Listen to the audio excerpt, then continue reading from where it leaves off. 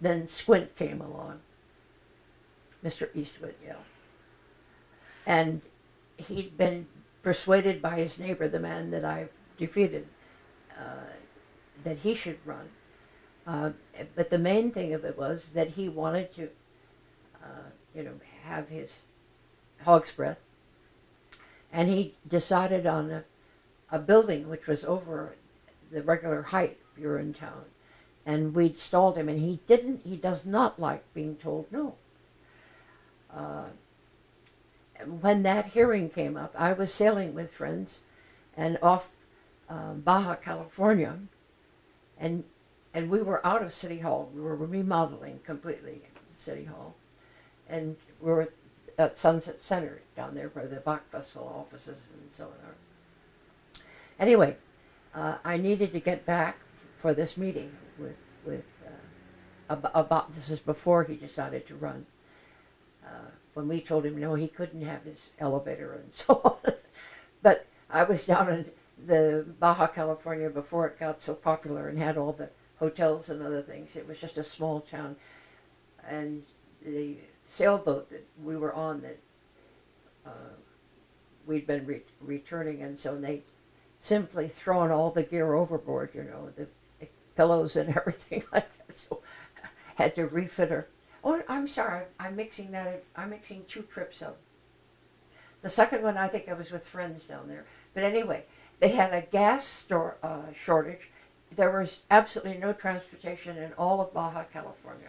And I needed to get back to Carmel. So I went out on the road and stuck my thumb out. And did manage to get back to the airport and get back for the meeting. And this whole business of the ice cream cone is, as the letter I sent to the editor, those were two angry people, young men who wanted to open a takeout shop during the water crisis, and they couldn't get the water permit. And so they're the ones who said that there are no ice cream cones. That's never, ever was true. And I was portrayed as Marion the librarian. The library people called up and said, "Hey, we don't have you under your records." And I said, "No, I'm sorry, never got my degree. Got married instead." But I was assistant to the county school librarian. I've had the training. But that is the truth. And during that campaign, they lied. Everybody lied. When my cat ended up on the front page of the Wall Street Journal, that's when I knew things were crazy. And you'd have a nice young man who said they were from a student newspaper, turned out to be from People or some damn thing, who lied to you. And you had people looking in your windows and chasing you around, and it's just ugly. And that's because of this fascination with celebrities. Bah. Oh, I have an article there about the ice cream cone thing. That never existed. And see, and people believe the media. I wrote a letter to the editor and said, the Herald talked about this. Is it the Herald's responsibility to say the truth? We handed out ice cream cones in Devendorf Park the next day. That whole thing is a figment of the media loved it, and so did Eastwood. And the media does such bad things, and people bread in circuses, and I think they forget about the bread often. They love sensationalism. Why elect someone who's a movie star, or as they did Bono down the South and so on? Why elect someone because they have name recognition?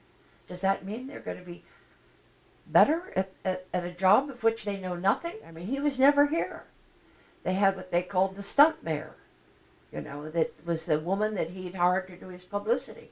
And she sat in City Hall. And he did come for council meetings. They had to put the metal band in the dais because he was afraid someone might try to shoot him. Tourists, talk about your change. Tourist companies used to advertise, visit Yosemite and Eastwood's Carmel. And people were trekking through City Hall day and night 6 o'clock in the evening, you'd have them peering in the windows and so on, walking through with their video cameras. I'd been on a visit to Hiroshima and Nagasaki, the first international mayor's conference for peace, which was not paid for by the city, but paid for by friends in the Unitarian Church. And the mayor of Hiroshima tried to send something to me. Well, there was so much stuff coming in at the post office that one employee went up every day to send back the things that were intended for the movie star.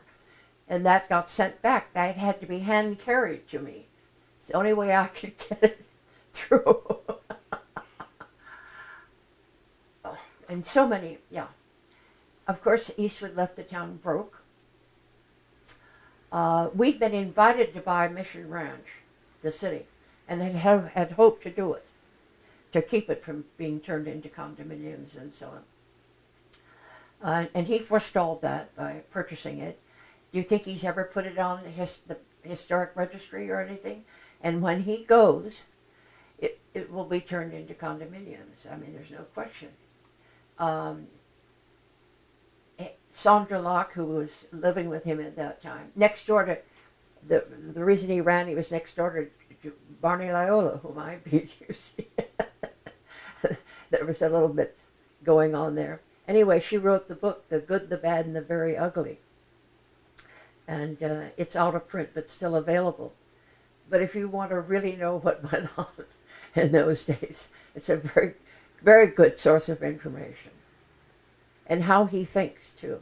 He's still micromanaging Mission Ranch, unhappily. And that's leads sometimes into problems. And